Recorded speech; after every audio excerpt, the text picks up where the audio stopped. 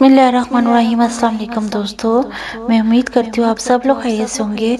अल्लाह पाक आप सबको अपने हिफ्ज़ ईमान में रखे, अपनी रहमतों के साए में रखे। तो जी दोस्तों, आज मैं जिस ख्वाब का जिक्र करने जा रही हूँ वो है ख्वाब में आज़ाद होने की ताबीर, यानी कि आज़ादी हासिल होना।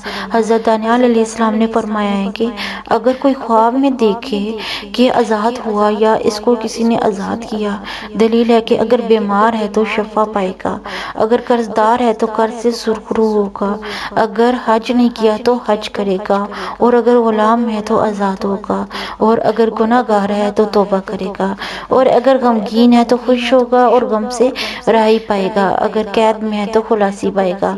हासिल ये कि ख्वाब में आज़ादी को देखना नहायत बेहतर है, बहुत ही अच्छा ख्वाब है ये। यानी अगर आप किसी भी मुश्किल में हैं तो आपको उससे राहत मिल जाएगी इंशाअल्लाह ताला।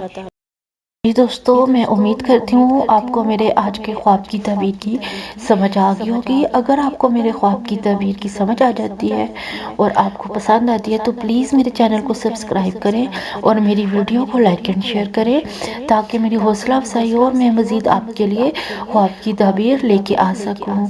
Thank you.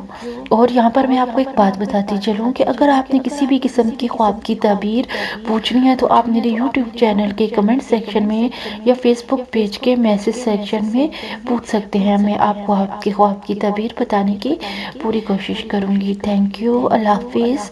दुआओं में याद रखिएगा।